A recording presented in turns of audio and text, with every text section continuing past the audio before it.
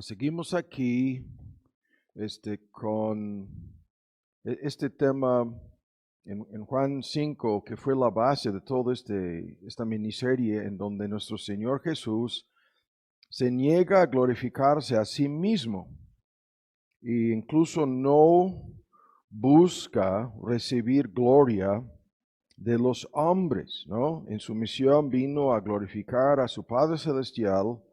Y esto es su afirmación repetidas veces en una lista, es una larga lista de textos, y nosotros lo hemos visto cada semana, ¿no? En el 41, gloria de los hombres no recibo. Y en contraste con esto, el tema de cómo los demás andan buscando esta gloria primero de los demás y luego en toda una lista. Estos son temas combinados de cosas materiales, externas y superficiales, y cómo el mundo entero sin Dios pretende buscar gloria, ¿no? Y esta palabra la hemos visto, ¿no? Es una palabra profunda. Están buscando propósito, razón de ser, algo trascendental, algo que pueda dar significado, verdadero propósito a sus vidas. Y como lo vimos, estos fueron los primeros 3, 4, 5 sermones, cómo lo buscan todos en sí mismos. Van agloriándose, ¿no? Buscando la gloria en forma equivocada, en donde no se encuentra, y equivocándose por completo en cuanto a su razón de ser, su propia vida y el por qué han recibido el privilegio de existir, ¿no? De ser. Y luego hemos visto cómo Dios, en uno de los bosquejos que repartimos, y a ese bosquejo volveremos, son más de 20 ejemplos de cómo Dios siempre busca su propia gloria, su fama, su nombre a través de sus atributos, a través de manifestar a nosotros su naturaleza, su carácter. Nos está mostrando, ¿no?, la fuente de verdadera gloria que hemos de buscar, que hemos de reflejar, que hemos de glorificar incluso nosotros. Y luego hemos empezado aquí en esta parte, estamos detenidos a discutir este asunto de cómo tú y yo podemos glorificar a Dios. En esto estamos detenidos y hemos hecho una mini introducción a esto, ¿no? Diciendo que hemos de mirar muy de cerca lo que Dios hace al manifestar su gloria, al manifestar sus atributos. Hemos de meditar en esto, incluso a ese tema de la meditación vamos a volver. Y hemos de ser instrumentos, ¿no?, que reflejan esta gloria. En nuestro sermón hace 8 días terminamos con una pequeña parte de esto. En el contexto, agarro el hilo, ¿no?, del Salmo 37, que dice que debemos deleitarnos en Dios. Y es uno de los textos más citados de la Biblia. Deleítate en Jehová y Él te concederá las peticiones de tu corazón. Incluso hay un sermón muy famoso de Spurgeon sobre ese texto. Deleítate en el Señor, ¿no? En Jehová, la palabra en el hebreo. Y esta palabra deleite, ¿no?, habla de encontrar todo, desde encanto, fascinación, delicia, satisfacción, placer, gozo, incluso gloria en Dios, ¿no? Y porque es tan solo en Él que se encuentra esta gloria. Y hemos llegado a esta parte de nuestro tema en donde la regla fija en todo este asunto es la de 1 Corintios 1, de gloriarnos tan solo en el Señor. Esto es la regla, esta es la norma, esta es la meta, ¿no?, sorpresivamente.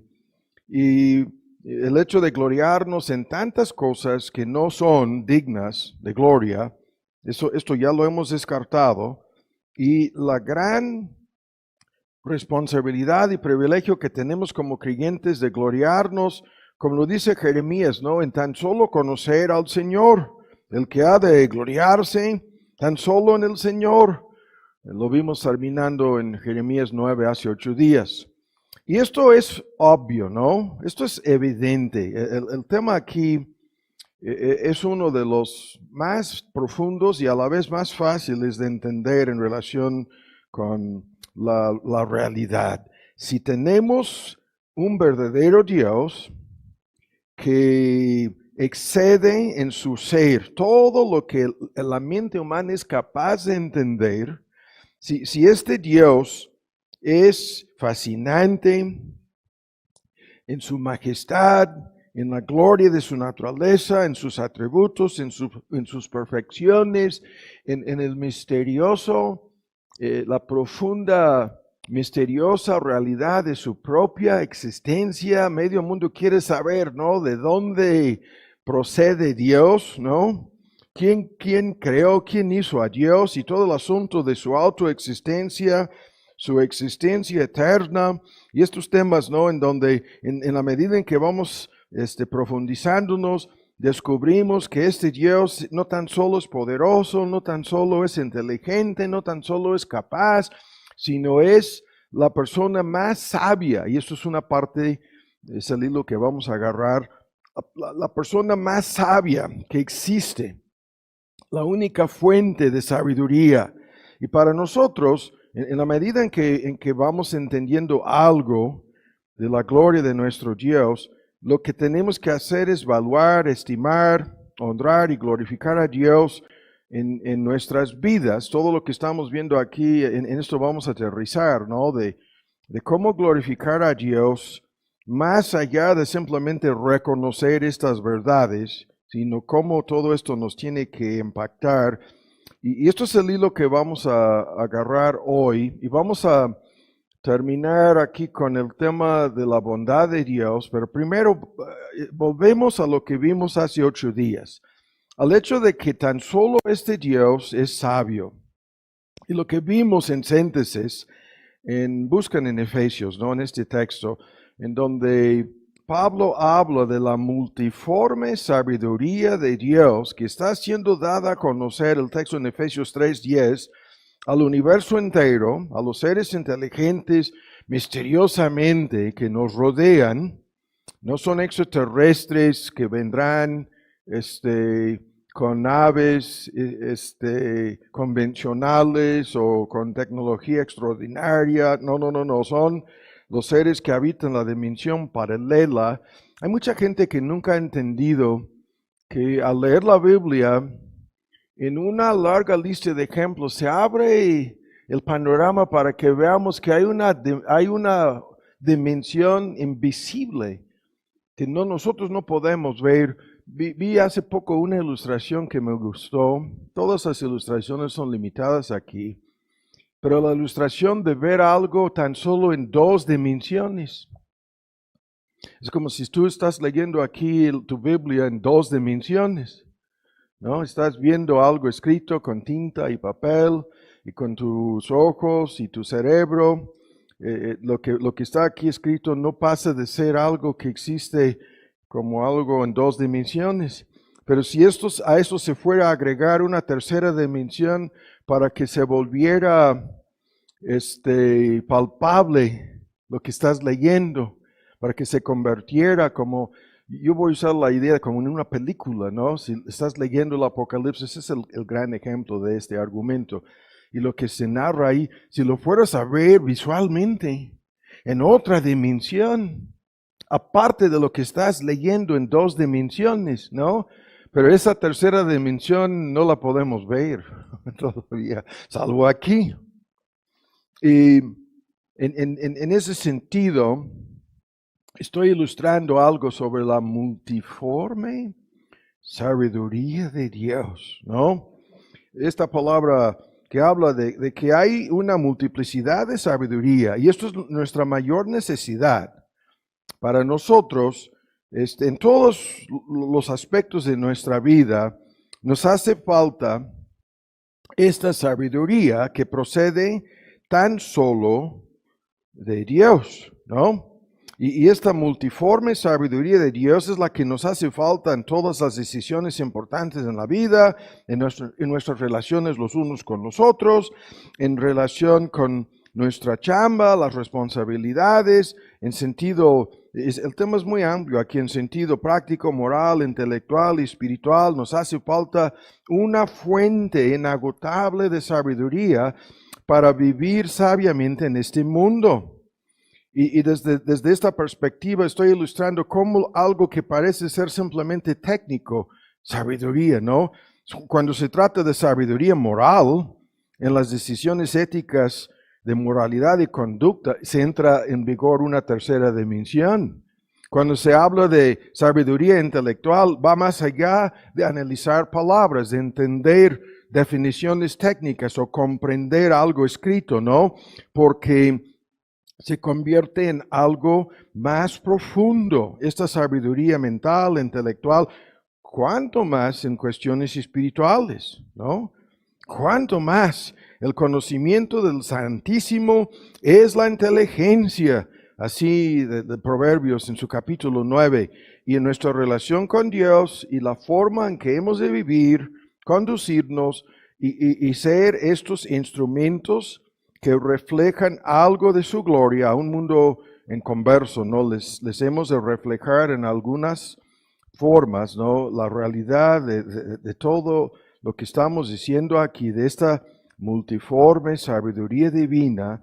Esto es un papel crucial. Ahora rápido, esta sabiduría de Dios la vemos manifestada en la creación física. Esto vamos a volver repetidas veces. Incluso algo sobre esto lo veremos más adelante.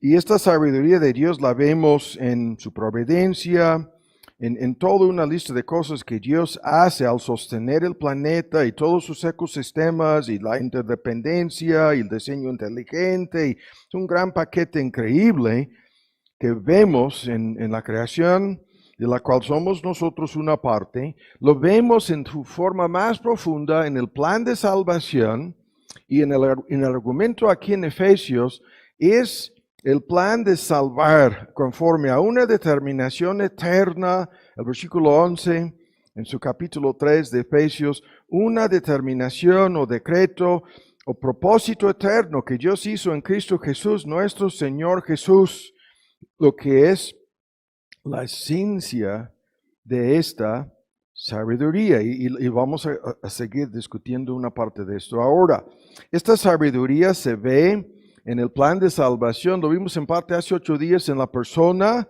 escogida, determinada, ¿no? Predestinada para redimir a los hombres. Y esta persona resulta ser nuestro Señor Jesús, la segunda persona de la divinidad. Lo que vemos en la sabiduría divina es en el misterio de su encarnación, un sinnúmero de cosas se lograron, ¿no? Como nuestro Señor Jesús, el designado, elegido, fue el sustituto, mediador, salvador, el único posible, ¿no? Entró en vigor todo este plan en que como un hombre pecó, un hombre tiene que librarnos de las consecuencias del pecado. Como un hombre ofendió a Dios, un hombre tiene que darle satisfacción al Dios ofendido, ¿no? Y como Cristo es Dios, Él puede satisfacer todas las cosas, todas las exigencias necesarias para rescatarnos de la catástrofe del pecado. Como el segundo Adán, fundador de una raza redimida, vino a este mundo y venció el pecado, derrotó al diablo, salió victorioso sobre la muerte.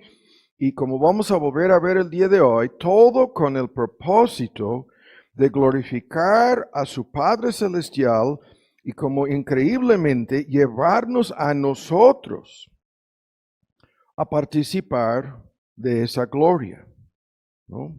Y esto lo vemos en todos sus aspectos de su ministerio, vida perfecta, desde su muerte en la cruz del Calvario hasta la derrota de Satanás mismo. Todo esto es un gran tema. Vimos una pequeña parte de esto hace 8 días. Ahora esto es el hilo, vamos a continuar aquí con el argumento.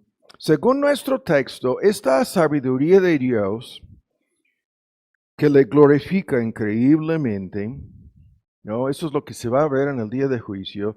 Este Dios omniracional, ¿no? Sus miles y miles y miles de razones en todo lo que hace. Todo esto será manifiesto en el día final y a lo largo de la eternidad futura para nosotros.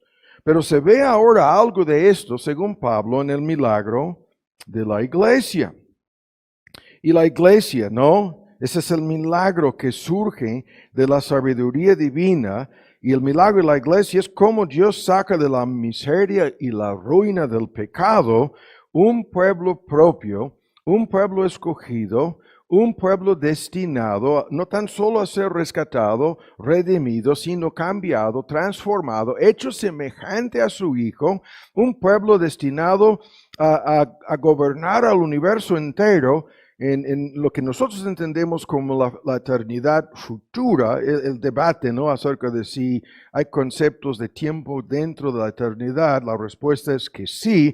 Edades, ¿no?, plural, en una lista de palabras griegas tenemos el concepto que va más allá de algo simplemente cronológico, y no nos vamos a meter en los debates sobre esto, pero los creyentes somos colocados en una relación con Dios a través de Cristo, a través de su evangelio, a través del milagro de su gracia, y esto, fíjense bien, nos convierte en sus hermanos, en sus hermanas. Increíblemente, la familia, ¿no?, la nueva familia nos convierte. Estos conceptos son tremendos, no nos vamos a detener a discutirlos, pero nos convierten en el gran misterio de la unión espiritual entre Cristo y su pueblo, nos convierte en su cuerpo, ¿no? ¿Qué quiere decir esto? ¿Qué tan profundo es la sabiduría de Dios en esto? Nos convierte en su cuerpo, espiritualmente hablando, nos convierte incluso en su esposa.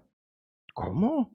Su esposa. La Biblia, que comienza con un matrimonio y termina con una boda, en donde la iglesia se casará con Cristo como su esposa, ¿no? ¿Qué tipo de sabiduría, qué tipo de misterios están metidos de por medio en todo esto?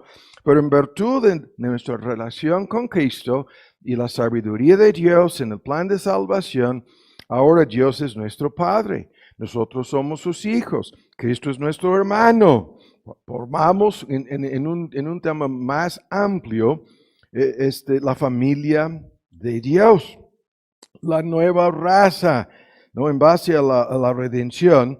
Y lo que Dios hace a través de todo esto, no solamente nos está rescatando de la ruina del pecado, sino que Dios está manifestando su multiforme sabiduría. Este es el argumento en el texto. Ahora rápido vamos a ver algunos detalles aquí antes de llegar al tema de la bondad de Dios en todo esto. Ahora rápido, la lista aquí es muy importante. La sabiduría divina en todo esto, vean, se manifiesta, vean esto, esta gloria de Dios, que es un reflejo, ¿no? Su sabiduría divina es una parte, un reflejo de esta gloria. Esta gloria, esta sabiduría se manifiesta en el amor de Dios que la caída del hombre ocasionó. Ahora, ¿qué quiere decir esto? Es algo que lo hemos comentado antes. Si los hombres no hubiéramos caído en pecado, Dios jamás podría haber manifestado la gloria de su amor y su gracia en sus tratos para con nosotros. Nosotros somos la manifestación de la gloria de su amor porque somos los objetos escogidos de este amor. Y la venida de Cristo y toda su obra salvadora se centraba en la gloria de este amor divino. Algo que si no hubiera sido por el pecado y su catástrofe, no habría sucedido en términos humanos, ¿no? Pero vemos el amor de Dios en una forma que nunca lo habríamos visto. Es un amor redentor, es un amor de sacrificio total. Es un amor de autonegación de parte del Redentor que vino desde el cielo, ¿no? Es un amor de humillación total.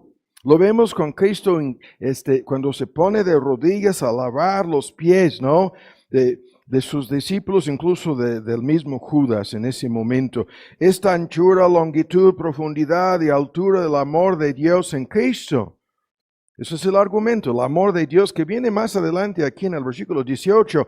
Este es el amor de Dios que si no fuera por su sabiduría jamás lo habríamos conocido.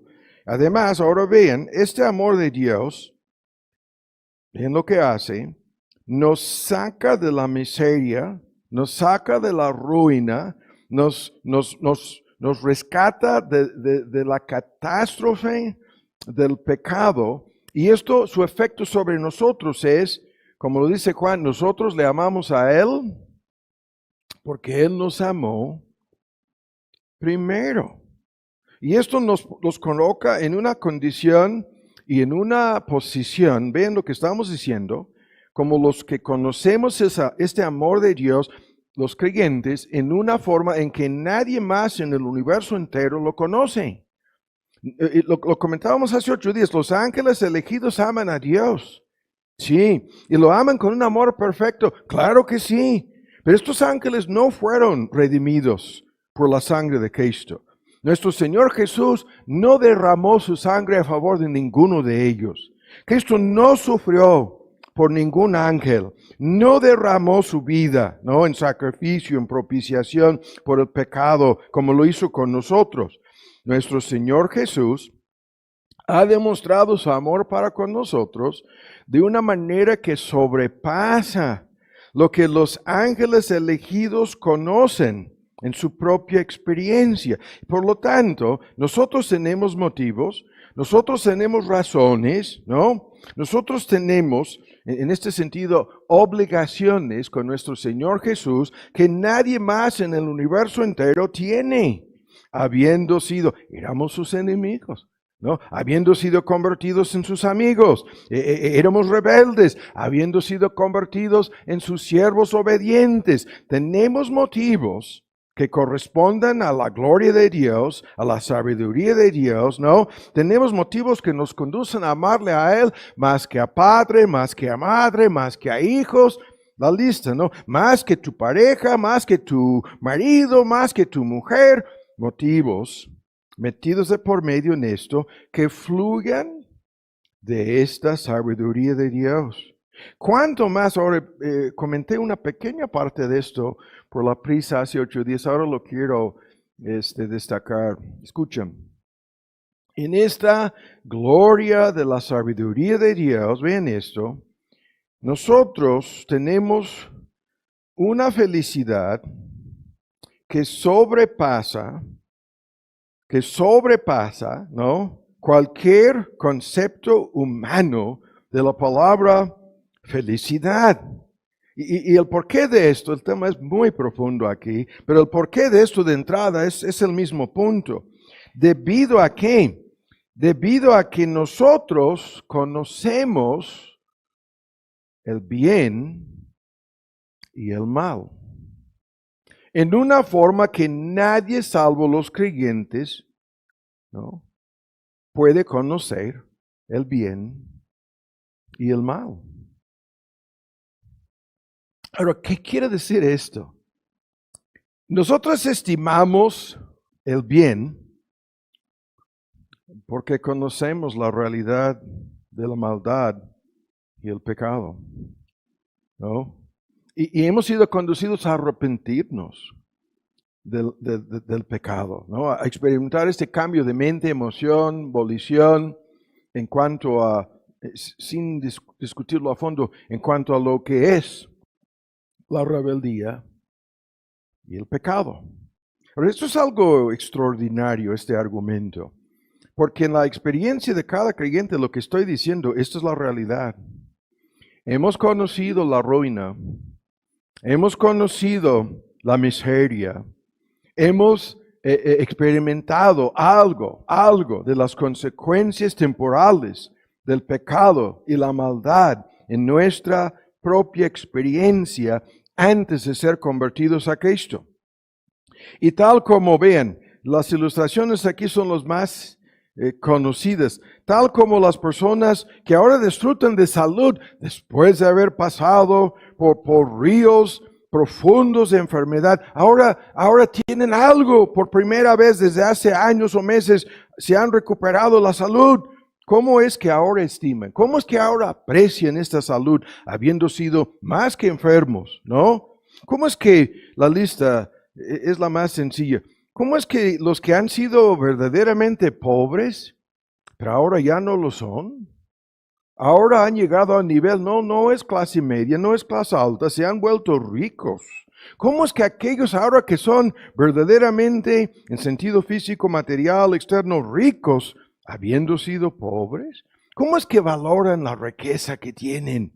Y así los ejemplos, tal como los que han sido esclavizados por el pecado, por el diablo, valoran ahora el perdón de sus pecados y la liberación de la esclavitud del pecado y la salvación que han recibido en Cristo Jesús. Y así, resumiéndolo todo en la fórmula, creo que lo mencionábamos hace 8 días, tal como los que estábamos en peligro de ir al infierno. La convicción de pecado, algunos de nosotros, ¿no? Llegábamos tan cerca a la realidad de ser echados al infierno, ¿no? Que como con Juan Bunyan a veces se despertaba Bunyan con el olor de fuego y azufre en el aire, ¿no? Habiendo pasado por una pesadilla en la noche en donde se imaginaba como ya con un pie en el infierno. Los que estábamos así, los que pasábamos por un proceso de convicción de pecado, así los que estuvimos en peligro de ir al infierno. Y ahora sabemos a ciencia cierta, somos los que somos destinados a ir al cielo. O sea, no es simplemente que nos ha librado del infierno, sino que somos destinados al cielo. Al cielo vamos. Son ejemplos de lo que estoy señalando aquí. ¿Cuánta sabiduría hay de Dios en todo esto? ¿No? Incluso en el Apocalipsis es un debate en estos textos cuando cantan y honran en el capítulo 4, en el capítulo 5 y en otros, ¿no? Los que están glorificando y honrando a Dios, ¿no? ¿De quiénes son? ¿Quiénes son los cuyas voces se escuchan con más fervor y con más intensidad? Y los que quieran glorificar y honrar a Dios más que todas las criaturas inteligentes en el universo entero. ¿Quiénes han de ser estos? Son los creyentes, ¿no? Son los que forman, sin discutir aquí el concepto bíblico de la palabra iglesia, ¿no? Ese es un tema en donde es más del 98% de las veces que se refiere a la palabra iglesia, en que se refiere a la iglesia local, ¿no? Que se reúne en tal, no es este concepto místico de algo invisible, no, estamos hablando de algo real y concreto. Y en la iglesia local, Dios hace toda una lista de milagros. Al unir a personas, y los temas aquí, el tiempo no nos permite ver los conflictos y divisiones entre los judíos y los gentiles, todo eso es un gran tema, en donde la muralla que separaba al uno del otro y todas las divisiones entre ellos se borraron en la iglesia local, en Roma, en la iglesia local, en Corinto, en la iglesia local, en Éfeso, ¿no? En Colosenses, así, tantos textos. Pero el argumento es este: Dios acaba con todas las divisiones que fueron producidas por el pecado entre toda una lista de personas en aquel entonces, las enemistades, los prejuicios, las diferencias de clase, de raza, de nivel social, de cultura, de nivel educativo, las distinciones incluso socioeconómicas, las distinciones todas borradas a través del misterio, ¿no?, de esta sabiduría divina que nos une los unos con los otros en la iglesia, ¿no? Es increíble hasta 47, 48 veces la fórmula, unos a otros, unos a otros, unos a otros, en donde lo que Dios logra es lo que el mundo anda atacando y criticando a Dios y al cristianismo, ¿no? En relación con estos mismísimos puntos, ¿no? Dicen, yo no veo cómo el cristianismo, cómo el evangelio, cómo la obra de Cristo haya traído paz, pero en la iglesia local, en gran medida hay paz. ¿No? Una paz que el mundo desconoce por completo. Yo no veo cómo la obra de Cristo haya cambiado todas esas distinciones raciales. Créanme, si no aquí en nuestro querido México, en el primer mundo, hay una abundancia de iglesias con una mezcolanza de todas las razas y todas las culturas y hasta todos los grupos nacionales, étnicos, socioeconómicos, políticos incluso, y en un sentido unidos, ¿sí? En el mismo amor de Dios, unidos por la misma fe en Cristo, unidos en las mismísimas creencias, y las mismas creencias incluso doctrinales, unidos con la misma esperanza, unidos en la misma lucha, ¿no? Y es increíble ver esto, como personas de todo tipo de trasfondos, ¿no? ¿Cómo es que compartan en la iglesia las mismas aflicciones, los mismos sufrimientos, las mismas pruebas, las mismas luchas, las mismas dificultades, la misma oposición del mundo? ¿Y cómo es que encuentran, ¿no? Entre sí, ¿cómo es que encuentran que tienen a este Cristo, que tienen su amor, que tienen su obra, que tienen sus propósitos, todo en común, y que lo que sucede al uno, al fin y al cabo, es lo que le sucede al otro? ¿No? En su experiencia del proceso de santificación y transformación, están todos pasando desde recién nacidos hasta pequeños niños, hasta más grandecitos, hasta adolescentes y luego más maduros en la fe, personas adultas, y así en una carrera de servicio, de entrega, de transformación, de madurez y cómo es que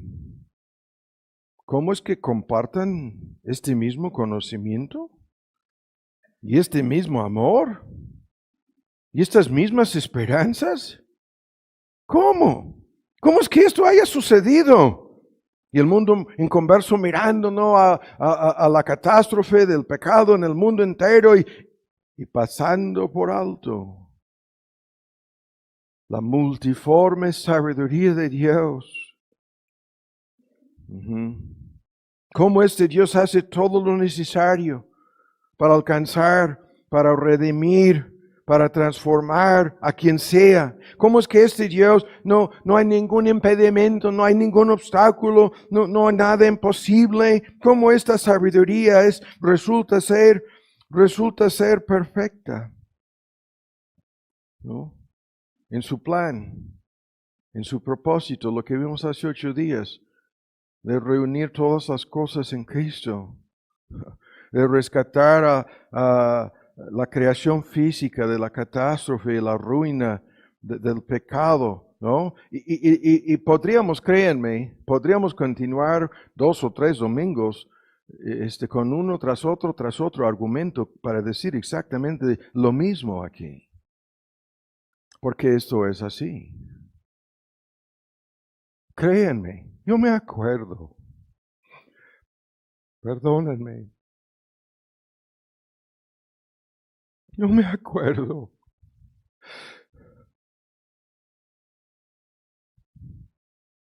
La primera vez en un pueblito en Veracruz, sentado a un lado de mi esposa, en una pequeña misión.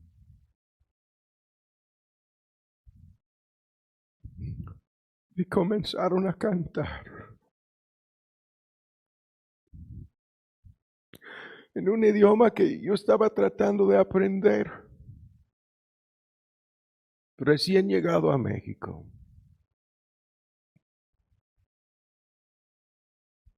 Quebrantado en llanto como ahora.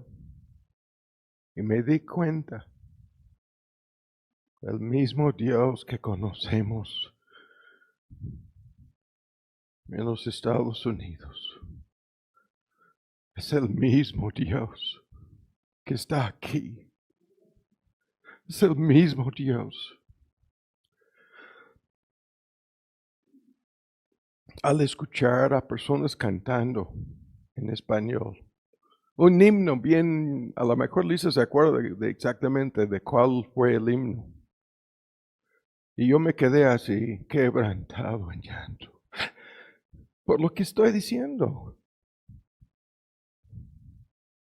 La sabiduría de este Dios, la gloria de este Dios, en algo tan sencillo como personas de otra cultura, de otro país, de otro trasfondo, cantando gloria a su nombre. Me di cuenta de que esto es indiscutible esto. Y esto es el testimonio de cada creyente. ¿Cómo es que tú fuiste alcanzado? ¿Por qué te encuentras aquí el día de hoy? ¿Quién hizo esta obra en tu corazón? ¿Quién te convenció de la verdad del Evangelio? ¿Quién te condujo a los pies de Cristo? ¿Quién cambió tu voluntad? Este mismo Dios. Este mismo Dios. Ahora, en el tiempo que nos resta, esto fue la introducción a lo que vamos a ver el día de hoy. Ahora vamos a discutir una pequeña parte de esto, y hay algunos puntos aquí a los cuales vamos a volver antes de concluir esta miniserie. Ahora vamos a discutir este mismo argumento desde la perspectiva de lo que estamos escuchando aquí, de la bondad de Dios. En el texto de entrada que hemos visto repetidas veces, cuando Moisés quiere ver la gloria de este Dios, ¿no? Y recibe la respuesta misteriosa que sorprende a tantas personas: te ruego que me muestres tu gloria. Y la primera cosa que sale de la boca de Dios como respuesta: yo haré pasar todo mi bien delante de tu rostro.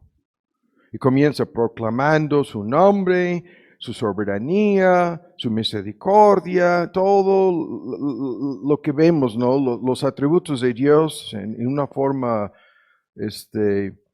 amplia forman esta gloria de Dios, como ya lo sabemos. Pero en la lista de cosas, la primera cosa que se menciona, no simplemente tendré misericordia del que tendré misericordia, sino primero, ¿qué?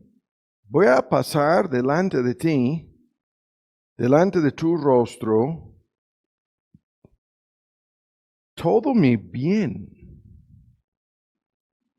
Y eso es el gran tema que conocemos. Esa es la bondad de Dios. Y esto es la gloria de Dios. Y nos vamos a dedicar aquí en esta, la parte principal del sermón el día de hoy. Vamos a hablar de esto. De esta bondad de Dios, ¿no? La perfección de su naturaleza. Este tema es el argumento mencionado por nuestro Señor Jesús. Aquí tengo esta Biblia abierta al texto en relación con el joven rico. ¿Por qué me dices bueno? Ninguno hay bueno sino solo uno, Dios. Y el argumento, ¿no? Todos los atributos de Dios forman la bondad de su naturaleza. Todos los atributos de Dios en su conjunto son buenos, ¿no? Si su gracia es buena, su misericordia es buena, de igual manera su justicia, su ira y su santidad son de igual manera buenas, ¿no? Es un gran argumento. Muchos toman tan solo los atributos que nos favorecen, gracia, misericordia, amor, y les dan bienvenida a estas realidades acerca del carácter de Dios, y luego piensan que no puede ser que su justicia y su santidad y su ira sean cosas tan buenas, ¿no? Y se enredan en contradicciones. Porque en su lista de atributos, los que gobiernan su relación con los hombres, sin discutir esto, menciona ambos lados, ¿no?, del cuadro. Dios en mostrarle a Moisés todo su bien. Y como vamos a ver otra vez, el hecho de que Dios castiga el pecado es buenísimo, ¿no? Lo volveremos a ver, ¿no? Y Dios dejaría de ser bueno si no castigara el pecado. Entonces, aquí vamos a detenernos. Una parte crucial de la gloria de Dios está en este tema. La bondad de Dios significa que Dios es lo mejor que hay, la suma, ¿no?, en su totalidad de lo que significa la palabra bien, ¿no? La palabra bien. La bondad de Dios, ¿no?, es la realidad de lo que es su carácter, y su bondad no puede ser aumentada ni disminuida por nada ni nadie. Él es el sumo bien, y en todo lo que hace el bien, ¿no? Ese es un argumento que conocemos. Infinitamente bueno. La esencia misma del bien, la esencia misma de toda bondad, la fuente de todo lo que entendemos con la palabra bien en el universo entero. Y esto es un tema extraordinario, ¿no? Porque esto quiere decir que si Dios es la fuente de todo, ¿no?, entonces todo el bien que tú y yo hayamos recibido a lo largo de nuestra existencia, en cualquier sentido que entendemos la palabra bien, todo el bien que los demás nos hayan otorgado, prestado o dado, ha fluido, ha tenido su origen, su causa, su fuente desde un principio en Él. Hasta tus regalos navideños, te lo aseguro, ¿no? No voy a decir más. Todo fluye de la fuente. Y esto es algo más allá de algo trivial como lo que acabo de decir. Todo el amor, toda la ternura, todo el cuidado, toda la atención, toda la consideración, toda la paciencia, toda la ayuda, todo el socorro, ¿no?, todo el soporte, toda la bondad que hayas recibido de cualquier forma, a través de cualquier medio o instrumento, a lo largo de tu estancia en este mundo, te ha llegado como los que dicen, no, ¿en dónde dice esto la Biblia? Por favor, el texto lo tengo que leer. Toda buena dádiva, todo don perfecto, es de lo alto, que desciende del Padre de luces, en el cual no hay cambio, no hay mudanza, ni la más mínima sombra de variación, ¿no? ¿Qué es esto? Que todo lo que tú has recibido de las demás criaturas, a esto vamos a llegar aquí en un momento, te ha llegado como algo prestado, algo que en su fuente, origen y causa se encuentra en Él, y Dios te lo ha dado, te lo ha comunicado, te lo ha otorgado como su criatura, como algo prestado de su mano, así. De tal modo que no podemos decir la pregunta, estoy cansado, la pregunta apostólica, ¿qué tienes que no hayas recibido? ¿No? ¿Algo? ¿Que Dios no te haya dado? ¿Qué tenemos, no?, que Dios no nos haya dado. Y en ese sentido comienza el argumento. Dios es la causa, Dios es la fuente. Y es a la luz de esto que obviamente nuestras obras no pueden ganar ni merecer nada de su mano. Es por lo tanto que la salvación tiene que ser por gracia, ¿no? Que habiendo hecho aún en el mejor de los casos todo lo que nos ha sido ordenado, resulta que somos estos siervos inútiles del cual habló nuestro Señor Jesús. Y de que no le estamos a cambio dando ningún beneficio a Él. Este argumento que hemos citado 1000 veces del Salmo 16, mi bien a ti no aprovecha. De la boca, la versión antigua del salmista, ¿qué quiere decir esto? Nada de lo que yo haga en el sentido de hacer algo bueno, le aprovecha, le sirve, le ayuda a Dios como algo que le hacía o que le hiciera falta. Es todo lo contrario, no le estamos beneficiando a Él en nada. No nos necesita. Es lo contrario. Es lo opuesto, ¿no?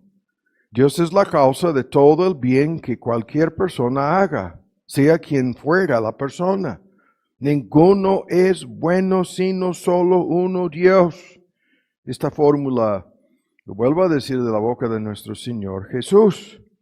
Ahora, el argumento que vamos a discutir en un momento procede de este texto en el Salmo 119 que dice, bueno eres y buen o bien haces. Bueno eras y haces el bien. Bueno eras y tú eras el bienhechor, el que hace bien. Y esto es un gran argumento en donde hay muchas cosas. En forma de resumen menciono esto. Este texto, entre otros, afirma que Dios no puede hacer el mal, que todo lo que Dios hace es bueno. Es un tremendo argumento al cual vamos a llegar, ¿no? Porque muchos dicen que no. Y los que ignoran la sabiduría de Dios no entienden por qué Dios permitió la entrada del pecado al mundo. Le acusan, ¿no?, de ser el autor intelectual del pecado que entró al mundo. Ah, ¿de veras? ¿Ah, de veras? Y le acusan de haber hecho algo indebido. Pero el asunto no es así. No, Dios no puede hacer el mal, ¿no? El argumento, otra vez, entre tantos textos que pudiéramos citar, cuando alguno es tentado, no diga que es tentado de Dios, porque Dios no puede ser tentado de los malos, ni Él tienta a alguno. Y esto es el asunto de tentar, no poner a prueba, sino de tentar hacer la maldad y el pecado. No tienta a ninguno, sino que cada uno es tentado cuando de su propia concupiscencia y la fórmula técnica, ¿no? La reacción en cadena, atraído, seducido, vencido por su propia concupiscencia, y luego cuando el pecado ha concebido, da a la luz el pecado, y el pecado siendo cumplido, una vez cumplido, engendra la muerte, ¿no? Ahí está la respuesta para los que le acusan a Dios. Ahí está la respuesta. Entonces, en este tema nos vamos a meter. Ahora, sabemos de este texto, hay muchos que de inmediato vienen a nuestra mente cuando escuchamos de este tema. El más citado en el Nuevo Testamento, Romanos 8, todas las cosas encaminadas para el bien, pero la pregunta, ¿cuál bien? ¿No? Y en relación con tu definición del bien, el contexto define el bien como el hecho de ser por fin hechos semejantes a Cristo. Ese es el bien, todas las cosas encaminadas para ese bien en la vida de cada creyente, sean buenas o malas las cosas, nos ayudan para llegar a ese fin, a ese bien. Lo mismo en la boca del salmista, tremendo. Dentro de poco vamos a predicar 1 o 2 domingos consecutivos sobre el Salmo 23. Ciertamente el bien y la misericordia me seguirán todos los días de mi vida. David, ciertamente el bien, ¿no? Sin lugar a dudas la misericordia, como una parte de ese bien, me van a seguir. Es una ilustración gráfica, ¿no? No puedo alejarme nunca. Están a mi lado, me están siguiendo en el camino, están por detrás y por delante de mí todos los días de mi vida. Y en Jeremías 32, el juramento de este Dios, no me volveré para atrás. No me echaré para atrás. ¿En qué? ¿En cuál punto? En este punto de hacerles bien. De hacerles bien. Y luego lo pinta los que dicen que Dios, nos quieren decir que Dios no tiene emociones, por favor. Me regocijaré, me alegraré de todo mi corazón, dice Dios. Me alegraré de toda mi alma, haciéndoles bien. Increíble. Haciéndoles bien, ¿no? Y tú que me quieres decir que Dios no tiene emociones, no, tú crees en una filosofía que sostenían los griegos acerca de un Dios convertido en un tipo de iceberg, ¿no? Inmovible por su concepto errado de la inmutabilidad de Dios. No crees lo que está escrito en la Biblia. Y aunque te lo haya dicho algún bautista o presbiteriano o reformado sacando su bandera, están equivocados. Por favor. Y tú estás atacando el bien de nuestro Dios, el que se regocija de todo su corazón. Y tú dices, no, hermanos, son antropomorfismos. Ni saben qué quiere decir esa palabra. Vámonos, ¿no? A discutir ahora esto. La gloria de Dios se manifiesta en su bondad. Eso es lo que estamos diciendo, en su bien, ¿no? Y esto es increíble. Es un tema que conocemos, que hemos tocado muchas veces. Desde el Génesis, Dios todo lo que había hecho y aquí era bueno, en gran manera, buenísimo, la creación original. Y volveremos a esto con el lobo y el cordero, que serán apacentados juntos, ¿no? Y el león que volverá a comer paja como el buey, y no afligirán ni harán daño en mi monte santo, ¿no? Ningún daño, ni en el reino animal que vemos hoy en día como una escuela de teología en donde todos los horribles efectos del pecado humano se reflejan en la naturaleza de las bestias salvajes, ¿no? Todo esto terminará, créanme, volveremos a algo totalmente diferente, pero desde un principio, antes de la entrada del pecado al mundo, buenísimo todo, toda la creación. Y llegamos al grado en el Nuevo Testamento en relación con cuestiones alimenticias, en cuanto a, no vamos a discutir esto, yo no estoy hablando de estos debates sobre si nos están envenenando con diferentes tipos de comida hoy en día, de eso no estoy hablando, ni Pablo, cuando dice el texto, todo lo que Dios creó es bueno. En relación con las comidas. Entonces tiene que darme el beneficio de la duda, las hamburguesas tienen que ser buenas. Tienen que darme, por favor, perdónenme, ¿no? La ilustración. Yo les doy el beneficio. Yo creo que los taquitos también. Buenísimos, ¿no? Estamos bien aquí. Pero la creación reflejaba en un principio esta bondad en una forma extraordinaria. Todas las criaturas participaban de esta bondad y aún participan en alguna medida de esta misma bondad, porque todas las criaturas sirven un propósito bueno en el plan de Dios. Eso es un tema extraordinario, no vamos a detenernos a discutirlo. El argumento lo conocemos, ¿no? Y cuando nos detenemos a ver este argumento aquí, me voy a adelantar aquí, y quería poner las cifras en el pizarrón. Cuando vemos el reflejo de la bondad de Dios en este argumento tan sencillo, de las cosas necesarias para sostener nuestras vidas. Esta lista es increíble.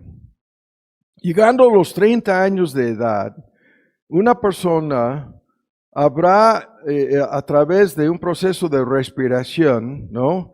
Habrá 252 millones de veces habrá respirado. 250 millones de veces. Inhalaciones, respiros de aire. Eso es un tema extraordinario.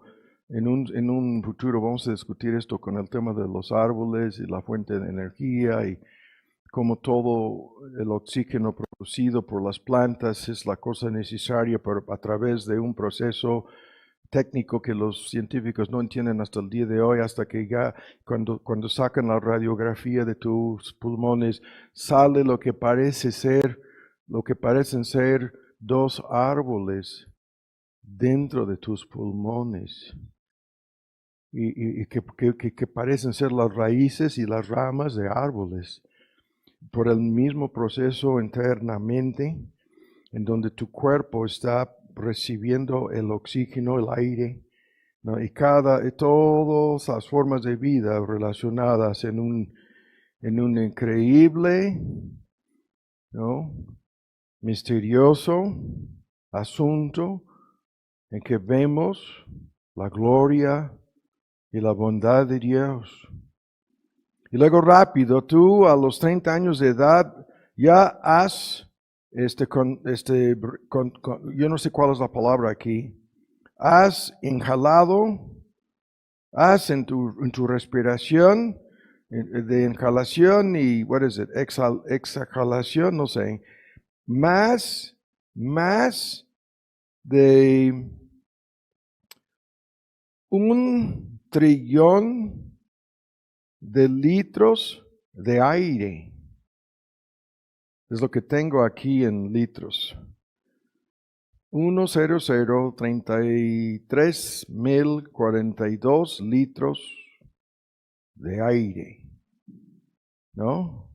Producido por el ecosistema en el mundo en que vivimos.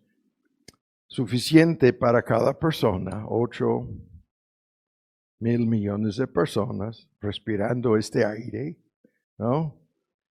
Y estoy tentado a decir muchas cosas, no las voy a decir.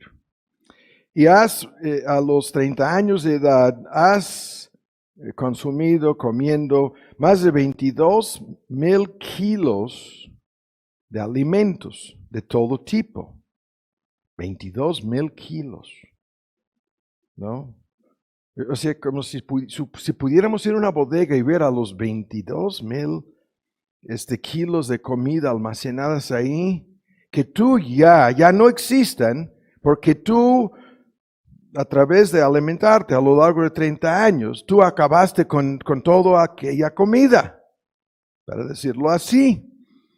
Y has tomado 17,000 litros de agua a los 30 años de edad. 17,000, es lo mismo, vamos a la bodega, ahí están los 17,000 litros de agua, pero ya no, porque entraron por tu cuerpo, ¿no? Por tu boca. Y así la lista de cosas. Y cuando llegamos al nivel biológico de tu ADN, las cosas son increíbles, ¿no? Resulta que hay 37,12 células en tu cuerpo que en una forma cíclica se han renovado a lo largo de estos 30 años, pero 37,12 ceros, las células, y cada una de estas células por dentro, algo más complejo está por dentro que todo lo que hay en la gran Ciudad de México, por dentro en cada una de esas células, te lo aseguro que sí, que esto es así. Y si vamos al tema de tu corazón, ¿no? Es un promedio de 100,000 veces cada día, 5,000 veces por hora, para llegar a los 30 años de edad, rebasando 1 billón de bombeos, 1 billón de veces que tu corazón late, bombeando, ¿no? ¿Qué tipo de bomba? ¿Qué tipo de órgano? ¿Qué tipo de complejidad? ¿Qué tipo de atinación, a detalle, ¿no? Porque a los 30 años de edad ya tu corazón rebasó más de 1,000 millones de bombeos. ¿Cómo? Y más de 3 millones de litros de sangre han circulado, más de 3 millones de litros de sangre han pasado por las arterias y el sistema circulatorio de tu cuerpo, las venas, todo el paquete. ¿Cómo? ¿Cómo es posible esto? La bondad de Dios. Ni hablar de tu cerebro. Ni hablar, ¿no?, de 100 billones de neuronas en tu cerebro. 100 billones, ¿no? Algunos discuten y dicen se rebasa el número de estrellas en el universo a nivel microscópico, hablando de todo lo que está en tu cerebro. ¿Cómo? ¿Cómo es posible? Y más cosas que no estoy ilustrando. La manifestación de la gloria y la bondad y la grandeza de nuestro Dios, ¿no?, en este cuerpo. Voy a traer dentro de poco, tengo uno de esos folletos que analiza cada órgano. Es increíble todo lo que está pasando en cada uno de los órganos en tu cuerpo. Lo lees y lo ves y piensas, imposible. No, para Dios nada es imposible. Es la bondad de Dios, es la providencia de Dios. Bueno es Jehová para con todos, y sus misericordias sobre todas sus obras. Desde la perspectiva de gracia común o cualquier punto de vista, ¿no? Toda buena dádiva, todo don perfecto, todo desciende de lo alto. Si esto de tu corazón 100,000 veces al día, esto quiere decir que en el transcurso de este día, por lo menos 100,000 veces pudieras haber fallecido. 100,000 veces.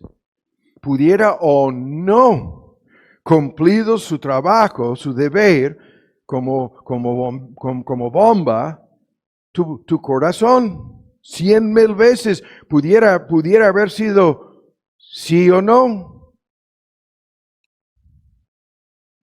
Y como hay una sola forma para entrar a este mundo, no vamos a discutirlo, por la procreación, una sola manera, millones de formas para salir de este mundo, y por lo menos 100,000 oportunidades para que esto te suceda cualquier día, cada momento, ¿no? Con los latidos de tu corazón, en donde el que te da en la fórmula apostólica, en el libro de los Hechos, vida, respiración, y en la fórmula respiración, lo que estamos ilustrando aquí abarca todo el tema. Y si dejamos esto, estoy discutiendo necesariamente la bondad de Dios. Si lo vemos desde la perspectiva de nuestra salvación, ¿no? Y aquí no es el tema de todo lo que hizo Dios al enviar a su Hijo para rescatarnos y las infinitas riquezas de su benignidad y bondad en esto. Aquí el punto es desde la perspectiva de que tú y yo somos los vasos escogidos para glorificar a Dios en su plan de salvación. El hecho de que lo hemos escuchado tantas veces, no somos diferentes de los reprobados, no somos diferentes de los no escogidos. En nosotros mismos no hay diferencia alguna. El hecho de que Dios te haya escogido para este papel glorioso que vamos a repasar, aquí traigo una hoja en un futuro, en la parte finalizando esta miniserie, vamos a Vamos a discutir algunos puntos que voy a repasar aquí un momento. Pero el hecho de que Dios nos haya escogido, te haya escogido, a ti, a mí, cuando merecemos lo contrario, cuando tan fácilmente nos pudiera haber reprobado, cuando no tenemos mérito alguno en el asunto, ¿no? Cuando desde la perspectiva de nosotros es la gran ilustración en nuestra versión antigua de las personas que parece que estas son las personas que ganaron la lotería. Cuando en Efesios habla de la predestinación y lo pinta como si desde nuestra perspectiva nos tocara la suerte, como si fuera al azar, como si fuera de pura suerte, que hayamos sido escogidos y predestinados. Este gran argumento que hemos visto tantas veces, asimismo dice en nuestra versión antigua, tuvimos suerte. ¿Qué? Habiendo sido predestinados conforme al propósito del que hace todas las cosas según el consejo de su voluntad, pero a nosotros nos cayó como si fuera pura suerte. ¿Por qué suerte? Porque no es en base a ningún mérito nuestro. Hay de méritos de nuestra parte, ningún mérito a nuestro favor. Y de pura suerte, pura suerte.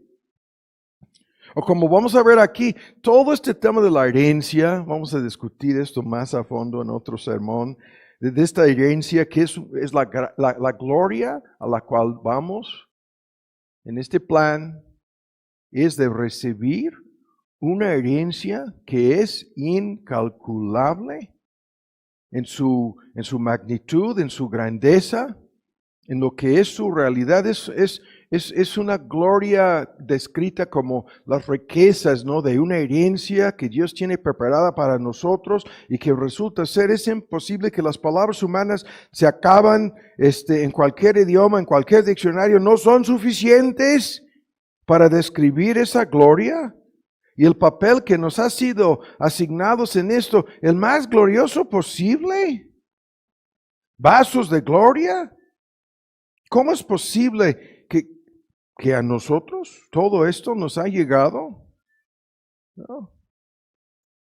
¿Cómo es posible que algunos de ustedes han perdido la capacidad de oír su celular? Eso es otro, ya de repente el tema cambió. Alguna persona está aquí con su celular y no, ya está escuchando tanto el sermón que pasa por desapercibido su celular. Ahora escuchan, aquí voy a detenerme, el tiempo se nos va a acabar, pero está bien, porque vamos a llegar a un punto crucial en un momento. Ahora, voy a repasar, incluso les pido que vean, si pueden, porque vienen en secuencia, en Romanos, Corintios, Efesios, Filipenses, Colosenses y Tesalonicenses. En una forma secuencial vienen los textos. Entonces yo los tengo aquí apuntados en una hoja que vamos a repartir en otro sermón. Pero lo que quiero que escuchen es lo que estoy señalando aquí. Cada texto, los teólogos tienen libros. Yo tengo una colección de libros que analizan este argumento. Escuchen los textos. En Romanos 5, 1 y 2. Justificados pues por la fe, tenemos paz para con Dios por medio de nuestro Señor Jesucristo, por el cual tenemos entrada por la fe a esta gracia, la cual estamos firmes. Todo un gran argumento acerca de paz, gracia, salvación, justificación, y el resultado es lo que nos interesa. En cada texto apunta a un resultado final de esto. Y el resultado señalado, la meta señalada, el fin señalado es, nos gloriamos en la esperanza de la gloria de Dios. Este texto es nuestro tema. No es vana esta gloria, no. Es verdadera gloria, porque resulta ser la gloria de Dios. Y el texto dice que estamos tan firmes, tan asegurados, ¿no?, tan convencidos, tan seguros de todo esto, que en nuestra peregrinación por este mundo, anticipando todo esto, ya nos gloriamos ahora. No es vanagloria, es verdadera gloria, ¿no? Es gloriarnos ¿no? En la esperanza de qué? La esperanza es convicción firme, no es una cosa dudosa, es lo contrario, es algo seguro de compartir esta gloria de Dios. Y aquí se abre el panorama de esta bondad de Dios para con nosotros. Somos destinados a participar, a compartir esta gloria, como todos sus textos lo dicen, ¿no? En Romanos 8:18, tengo por cierto de lo que se padece en este tiempo, no se compara. Y Pablo había hecho de todos los que dicen que han hecho su visita, ¿no? En su supuesto turismo celestial, ninguno de estos ha ido al cielo y regresado. Todos mentirosos, todos engañados o engañadores, como sea. El único que hizo esto, el apóstol Pablo, vio esta gloria, ¿no? Es un gran tema, lo narra, no vamos a discutir el texto. Y él dice, habiendo oído, habiendo visto, él dice que lo que nos espera en esta gloria no se compara con nada, ¿no? Nada. No es de comparar con la gloria venidera que en nosotros. Y cada texto lo pinta en estos términos. No es simplemente algo que veremos, no es algo simplemente al cual llegaremos, que en nosotros ha de ser manifestada. Y Pablo lo pinta como que Cristo vendrá para ser glorificado en nosotros. En nosotros. ¿Qué tipo de participación significa esto? ¿No?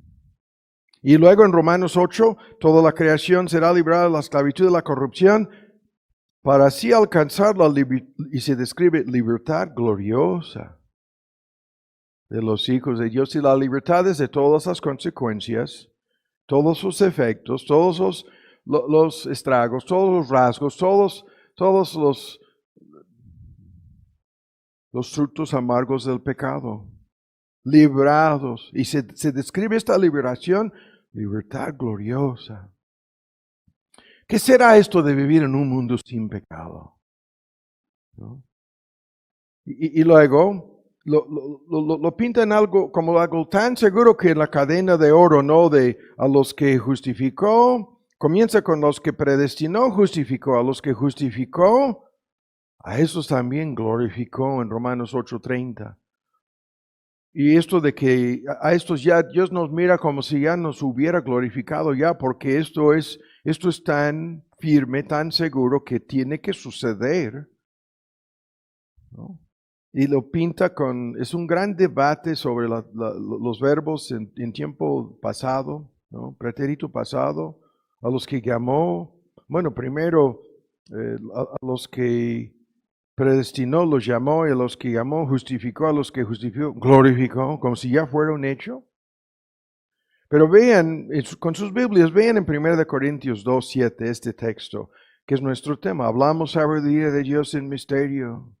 Hablamos sabiduría de Dios oculta, lo vimos el domingo pasado, la cual, esta sabiduría oculta, este misterio, de este plan de Dios habla de la sabiduría y la gloria de Dios.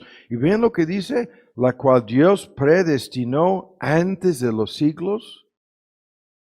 ¿Qué es esto? Es un plan, no hay un plan B, C, D, no, es el plan, el único plan antes del comienzo del tiempo. La palabra siglos aquí en pluralidad habla de el comienzo cronológicamente del tiempo para nosotros.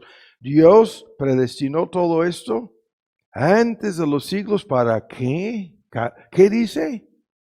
Para nuestra gloria. ¿Cómo? ¿Nuestra gloria? Todo el asunto, nosotros pensamos todo eso es para su gloria, pero lo que estamos viendo en cada texto, el plan nos incluye en esa gloria, para nuestra gloria, dice. Y en 3:18 de 2 de Corintios estamos siendo transformados en la misma imagen de la gloria de Cristo, de un grado de gloria, de otro grado de gloria. ¿Qué quiere decir esto? Como por el Espíritu del Señor, que Dios al comenzar a transformarnos ahora nos está preparando para esa gloria. En el proceso de cambiarnos y santificarnos, ya comenzamos, ¿no? A reflejar en algunas medidas algo de esta gloria. Sí. aunque los demás no lo ven, aunque los demás no lo comprenden, aunque los demás no tienen idea alguna de eso, esto es así. Y en 2 Corintios 4:17, hablando de sus luchas, ¿no? Nuestra tribulación, todo lo que estaban viviendo, horribles persecuciones, es momentáneo, dice. Es increíble este texto. El hombre más perseguido, con la excepción de nuestro Señor Jesús en la historia del cristianismo, este hombre dice, todo es momentáneo. Nuestra tribulación leve. ¿Leve? Sí, dice. Leve. ¿Por qué leve? Porque nos sobra un sobremanera alto. Estas son las palabras, algunos dicen difíciles de traducir. Un sobremanera alto y eterno, ¿qué? Peso de gloria.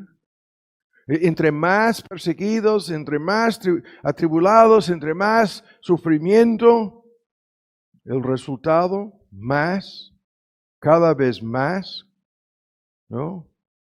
Gloria eterna, ¿no? Sobremanera, ¿no? Sobrepasando la medida posible, humanamente hablando, un peso de gloria es lo que nos espera al final de todo esto. Sí, así es, así lo dice. ¿No? Y luego en Efesios, este texto al cual hemos hecho referencia, orando para que Dios abra nuestro entendimiento, para que podamos ver una parte, y escuchen lo que dice, es Efesios 1:18, de las riquezas de la gloria, de su herencia en los santos. Estas riquezas de gloria, ¿no? Que son la herencia de los santos. Es increíble esto. El tema lo volveremos a ver, lo menciono aquí, no puedo resistir. Con una herencia normal, lo que sucede es que el heredero tiene que morir para otorgarnos la herencia, ¿no? Y pueden suceder un sinnúmero de cosas que impidan que nos llegue la herencia, ¿no? Esto no lo vamos a decir más sobre eso ahora. Pero en este asunto, el que nos otorga esta herencia ya murió y fue a preparar, ¿no? En una forma increíble, lugar para nosotros, que es una parte de esta herencia. Y lo que tiene que suceder con nosotros para que nosotros recibamos la herencia es que nosotros tenemos que morir. Es increíble esto. No, están con que no, se nos otorgó una cantidad increíble como herencia y ojalá que no suceda algo que pudiéramos morir antes de sacar provecho de esto. No, eso es lo contrario. Es al morir que entramos a la herencia. Increíble esta cosa, ¿no? Y los textos, el tiempo se nos fue, voy a cortar aquí.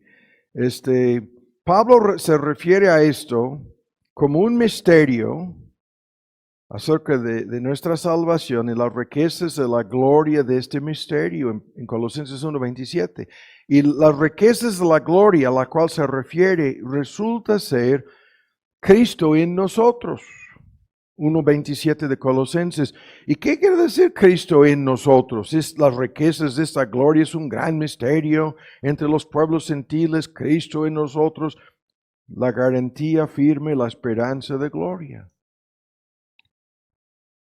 Para ser herederos de todo esto, tan solo tenemos que estar unidos con Cristo. Tenemos que creer en Cristo. Tenemos que pertenecer a Cristo. Y esto es la garantía, la esperanza firme de recibir esta gloria. Al grado en que Colosenses en 3 dice, estás muerto, tu vida está escondida con Cristo en Dios, y cuando Cristo nuestra vida sea manifestado, entonces vosotros también seréis manifestados con Él en gloria. Cada vez este tema, ¿no? Hablando de la segunda venida de Cristo, y la realidad de todo esto en la dimensión espiritual no lo percibimos. Todo está preparado, todo está oculto ante nuestros ojos por el momento. Está escondido todo esto con Cristo en Dios. Y cuando viene Cristo, seremos manifestados con Él en esta misma gloria. Increíble el texto. Y luego, cortando la lista, llega a esto. En 2 Tesalonicenses, ora para que el nombre de nuestro Señor Jesús sea glorificado en nosotros y nosotros en Él. Ese es nuestro tema. Que nosotros seamos instrumentos para glorificar a Cristo. Y en la medida en que esto sea una realidad, nosotros seremos glorificados juntamente con Él. En 2 Tesalonicenses 1, el texto, y termina con que, en el último texto aquí, dice que Dios nos llamó por medio de su evangelio para alcanzar la gloria de nuestro Señor Jesucristo. Fuimos llamados para alcanzar esa gloria. Y luego vienen otras cosas. En su argumento sobre su evangelismo dice que estaba sufriendo todo por amor de los escogidos para que ellos también consigan la salvación que es en Cristo Jesús. Y no puede dejar de decirlo. La salvación que está en Cristo Jesús con gloria eterna. Una y otra vez, vuelve a sacar este argumento. ¿No? Ahora vamos a concluir. Y la forma que lo vamos a hacer es yendo directamente a una sola aplicación. Ya, vamos a dejarlo por el momento, ¿no? Estamos detenidos con ¿cuál tema? Ya no estamos interesados en esta gloria vana, ¿no? Nos interesa muchísimo la verdadera gloria. Y acabamos de volver a decir el día de hoy que en la sabiduría de Dios fuimos destinados para esto. Y en la increíble bondad de Dios, ¿no? Tenemos parte, suerte, lugar en esto si somos creyentes. Y obviamente en la medida en que esto sea una realidad para nosotros, vamos a dedicarnos a honrar y glorificar a este Dios. De eso no hay duda. Eso es el efecto de entender esto, ¿no?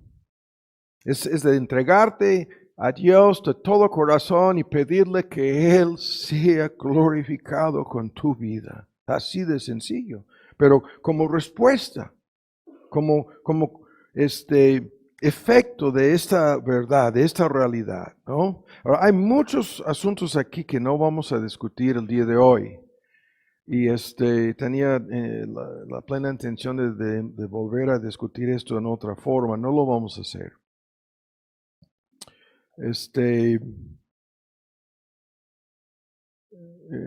Lo menciono de paso y buscan ustedes en Malaquías, ¿no? Este texto lo mencioné en la clase previo a este culto, Malaquías 3.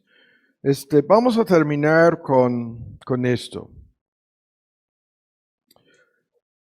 Los inconversos hacen lo contrario con sus vidas. Y tengo que mencionar esto en una forma muy resumida, nosotros lo entendemos. Estas personas, en vez de glorificar a Dios por todo lo anterior, todo el bien que han recibido, ¿no? Cada momento, cada instante, con cada latido de su corazón, deberían de darle a Dios la gloria. Pero en vez de hacer eso, los inconversos se dedican a lo contrario. Y la acusación que conocemos en Romanos de menospreciar las riquezas de la bondad y paciencia y longanimidad de Dios, que te guía al arrepentimiento, de endurecerse, de no arrepentirse, ¿no? Y el argumento, véanlo, es Romanos 2. Este texto que hemos citado 1000 veces. Pablo acusa a la gente religiosa en conversa, a los judíos en aquel entonces, en vez de glorificar, honrar a Dios con sus vidas, de menospreciar todo esto. Y específicamente de menospreciar la gloria de Dios en su bondad y en su paciencia y en su longanimidad. Y eso es lo que será manifiesto en el día de juicio, de cuánta bondad menospreciaron, de cuánta paciencia hicieron caso omiso, de cuánta longanimidad, de cómo abusaban de que, no, Dios no me ha hecho nada hasta ahora, y todo marcha bien, y las cosas salen a mi gusto, y en vez de glorificar, honrar y entregarse con un corazón lleno de gratitud, hacen lo contrario. Se endurecen y se niegan a arrepentir. Y en el versículo 5 dice que lo que están haciendo, en la medida en que los creyentes, así lo voy a decir, escuchen, estamos atesorando cada vez más gloria. Increíblemente, ¿no? En la medida en que somos estos objetos de honrar y glorificar a Dios, es peligroso decirlo así, pero lo estoy diciendo así, se nos está incrementando cada vez más peso de gloria. Acabamos de leerlo, se está aumentando, se está atesorando más y más gloria para los creyentes. Pero para los inconversos, cada vez más ira. Atesorando para ti mismo ira, cada día más, cada momento más, cada segundo más, cada hora más, ira, para el día de la ira y la manifestación del justo juicio de Dios. ¿Y qué sucede aquí? Lo contrario, lo opuesto de lo que hemos escuchado. ¿Y esto por qué? Porque los inconversos, en vez de honrar y glorificar a Dios, abusan, ¿no?, de Él. Y las acusaciones aquí son las más fuertes de la Biblia, menospreciando toda su bondad. Increíble. Menosprecian toda la bondad de Dios que reciben. Cada vez que Dios les manifiesta más bondad y más benignidad, se endurecen, no se arrepientan, ¿no? Hacen lo contrario. Esto es increíblemente pesado. Y es la triste realidad, ¿no? Y muchas personas no entienden que esto es lo que está pasando. Eso es lo que estamos viviendo. Las personas que se endurecen contra Dios, contra su palabra, contra su Espíritu Santo, contra su Evangelio, contra su verdad, son todos los inconversos. Y en vez de ablandar su corazón, en vez de darle algo verdaderamente de gracias, hacen lo contrario, se endurecen a sí mismos, engañándose a sí mismos, entregándose cada vez más al pecado, cada vez más a sus consecuencias. Las consecuencias del pecado se están entregando, sí, increíblemente sí. Y su corazón de por naturaleza duro se convierte cada vez más en piedra durísima, ¿no? Incapaz de ser conmovida, incapaz esta persona de ser movida, sacudida, afectada, ablandada. Es lo contrario. Sí. Y el gran argumento en tantos textos, los que se endurecen contra Dios luego son endurecidos por el mismo Dios. Y este argumento llega a la conclusión, esta serie que creo que está en internet en algún lugar, prediqué en 3 meses, 2 meses sobre este texto. Mirad, el texto es espantoso. Mirad pues la bondad de Dios. Y de inmediato, y la severidad de Dios.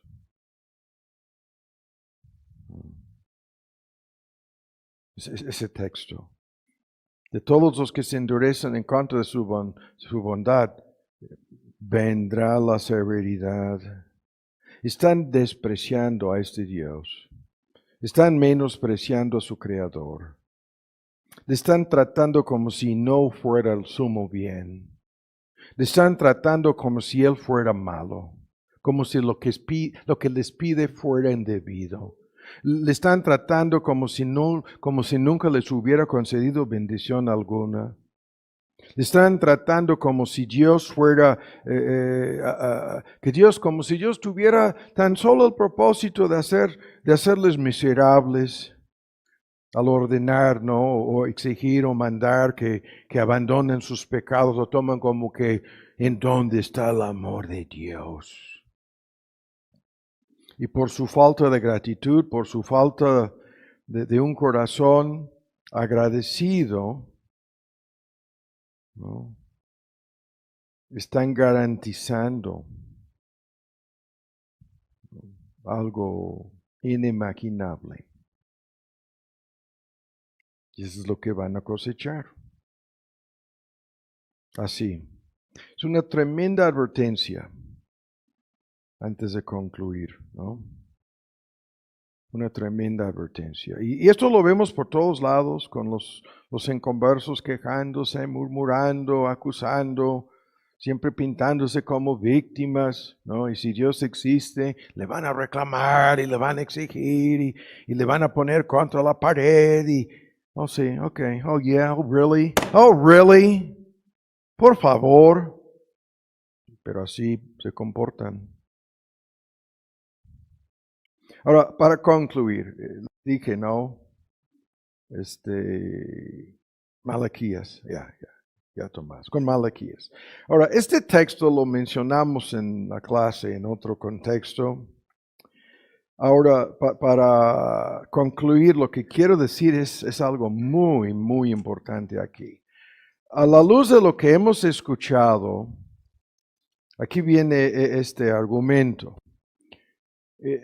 Malaquías es el último libro de la Biblia en donde Dios cierra sus tratos con los judíos y hay silencio por un lapso de 400 años antes de la llegada de nuestro Señor Jesús.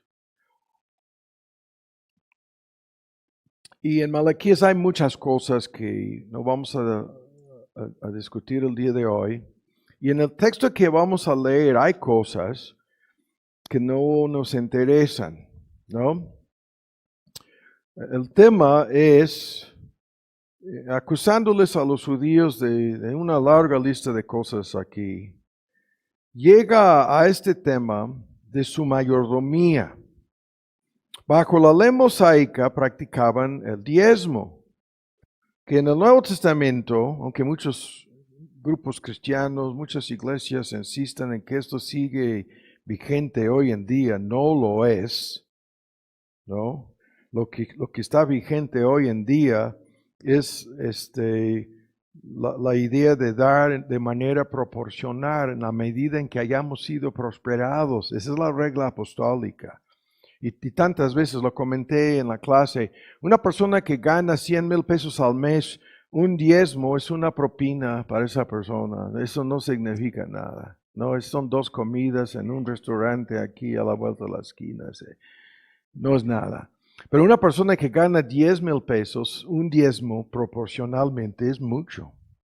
Por lo tanto, en el Nuevo Testamento, entre otras cosas, el tema es en la medida en que hayamos sido prosperados, es proporcional el asunto. Ahora, dejamos esto no es nuestro tema, pero esto es de donde vamos a sacar la ilustración y el desafío. Dios les dice a estos judíos rebeldes, traed todos los diezmos al alfolí, ¿no? En las iglesias que creen que el diezmo está vigente bajo el nuevo pacto, Nuevo Testamento para la iglesia neotestamentaria, luego se enredan en un sinnúmero de argumentos para mostrar que la iglesia local tiene que ser el alfolí, ¿no? Hasta ese extremo llegan. Eso no es el debate. Y dice, para que haya alimento en mi casa. De inmediato vemos que esto es en otro contexto.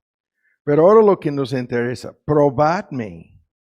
Sí, esto es lo que nos interesa para concluir. Probadme, dice. ¿No? Y eso es un gran tema, no lo vamos a discutir el día de hoy, acerca de, porque hay textos que nos advierten, ¿no? A no poner a prueba a Dios. Esto no es nuestro tema, ese es otro asunto, créanme, pero esto sí, esto es Dios mismo. Pónganme a prueba, dice, ¿no? Probadme ahora, y vean lo que dice, en este tema que yo acabo de resumir sobre el diezmo bajo la ley mosaica, y daban en la realidad es 3 diezmos, no vamos a discutir esto bajo la ley mosaica si te interesa el tema. No, probadme en esto, dice, ¿no? En este asunto de su mayordomía y ver, ¿no?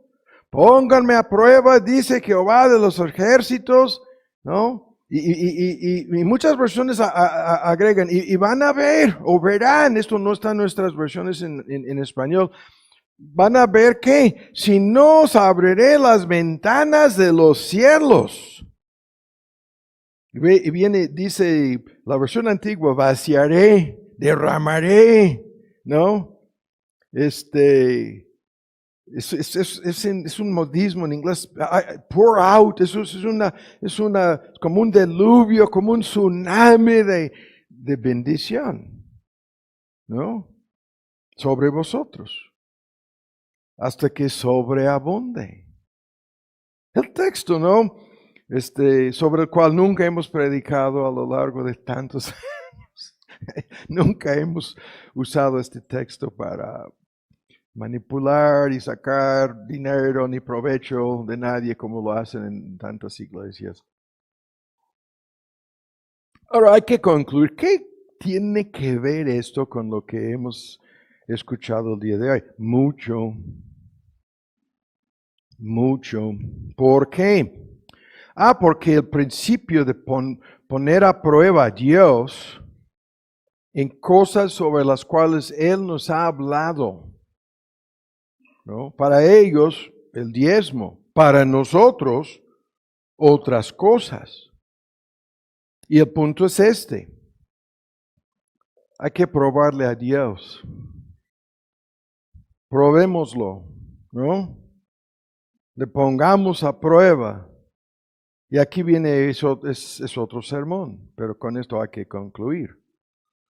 Hemos de probar ¿qué? La bondad de Dios. Lo que hemos escuchado en parte, de forma muy resumida, sobre esta parte de la gloria de nuestro Dios, ¿no? Hay que probar su sabiduría en nuestras vidas. Hemos de poner a prueba la sabiduría de Dios. Eso es un tema increíble, ¿no? Podríamos estar aquí 1 hora y yo podría comenzar a poner la lista de cosas en las cuales tantas personas piensan que saben más que Dios, en un contexto cristiano incluso aquí, en donde, no, esto de que el hombre tiene que ser la cabeza, no, yo no estoy de acuerdo, se me hace que esta sabiduría de Dios es puro machismo o algo peor, que tiene que ver con la cultura de aquellos malvados judíos y quizás con el ex fariseo Pablo. No, yo no veo la sabiduría de Dios en esto para nada. Increíblemente es lo que dicen muchísimas mujeres y muchos hombres. Sorpresivamente muchos varones. No, y la parte de someterse del lado de la... No, ¿cómo puede haber sabiduría divina en esto? ¿Cómo? Cuando lo pinta Pedro, dice semejantemente, maridos, habitad con ellas, y una de las traducciones es sabiamente, dando honor a la mujer como al vaso más frágil, pero se mete de por medio el mismo asunto de que esto es la sabiduría. No, dicen eso nunca puede ser algo sabio.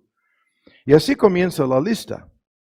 En cosas en las cuales muchísima gente, aún en un contexto cristiano, ¿no?, pretendan servir, honrar y glorificar a Dios y están cuestionando su sabiduría en una larga lista de cosas, incluso en los principios que gobiernan sus finanzas, mayordomía, chamba, es lo mismo, en una larga lista de cosas. En la relación de padres e hijos, así comienza la lista. en donde estas personas pretenden ser, no, esto de disciplinar y si fuera algo corporal, jamás podría ser esto algo muy sabio. Lo que vas a lograr es un complejo de abuso y inferioridad y desconfianza y falta de amor de parte de tus hijos. Ajá. Y estoy tentado, no, Tomás. No. Hay que concluir. Probémoslo. Esa es la forma. Pruébanme. Pónganme a prueba. Y escuchen esta lista. Comenzando con su misericordia. Deja el impío su camino. El hombre inicuo sus pensamientos. Vuélvase al Señor, que tendrá de él misericordia. Vuélvase a nuestro Dios, quien será amplio en perdonar. La vida cristiana comienza haciendo la prueba de estas invitaciones que son interminables en la Biblia. Y cada creyente ya hicimos la prueba de su misericordia, de su gracia. Hicimos la prueba para encontrar exactamente lo que el texto dice. Al arrepentirnos de nuestros pecados y volvernos a Dios, Él fue amplio en perdonar y no ha dejado de ser amplio en perdonar. Y ha tenido misericordia de nosotros y nunca dejará de tener misericordia de nosotros.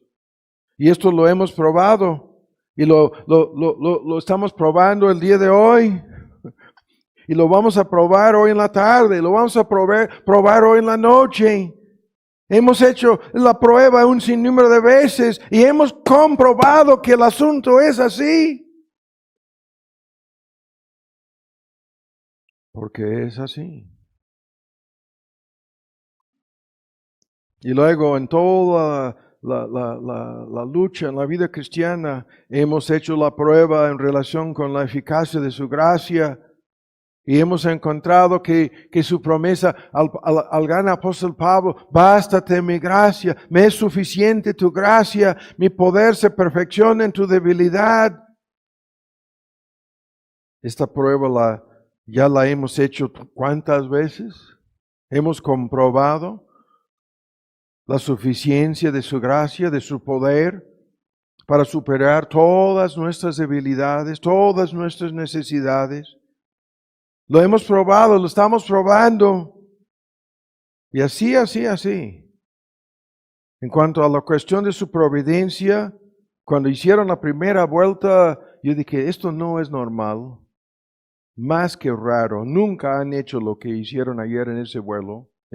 Yo llevo cientos y cientos, ¿no?, de vuelos entrando y saliendo de la Ciudad de México. Escuchan, hacen algo bien raro y lo hago en la segunda vuelta. Estamos al punto de tocar y Airbus 321, el avión es nuevo y rapidísimo. Abortaron el despegue, ¿no? O mejor dicho, el aterrizaje. Y yo estoy con ¿qué? ¿Qué es esto? Y en su providencia los cabellos de vuestra cabeza están todos contados.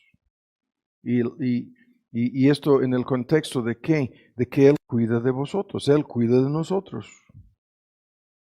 ¿No? En Mateo 10 el texto. Y esto lo hemos probado, la providencia que misteriosamente mantiene el latido, ¿no? Ya van más de 5,000 latidos, ¿no? En el transcurso de este sermón, algunos dicen 30,000, ¿no? No voy a decir más. Depende de qué tan agitado haya sido tu corazón.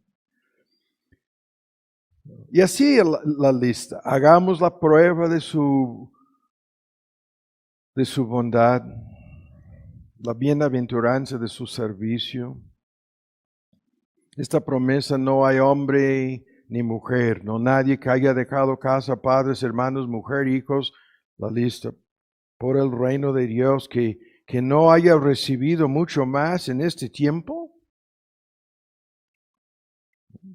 10,000 veces es el cálculo de los actuarios en uno de los términos griegos usados, es un número incalculable, 10,000 veces más. En este tiempo y en el mundo venidero, vida eterna. ¿Qué tipo de prueba? Háganme la prueba. Y resulta que cientos de millones, yo me atrevo a decir miles de millones, han probado a lo largo de la historia todo esto. Esta palabra es probada. Estas promesas son probadas, son confirmadas, son seguras, son veraces, son inquebrantables, son vivas, son reales, nunca han fallado, ninguna prueba. No han fallado ni una sola vez estas palabras, esas promesas. Son infalibles. No fallarán jamás. Nunca. Y tú y yo tenemos que hacer la prueba de todo esto por nosotros mismos.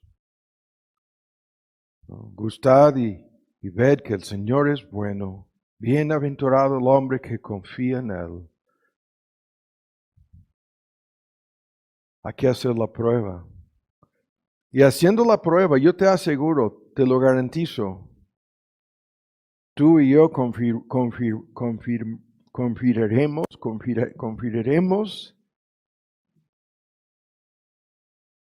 que Dios es veraz, que Dios es bueno, que Dios es sabio y que su evangelio es glorioso. Amén.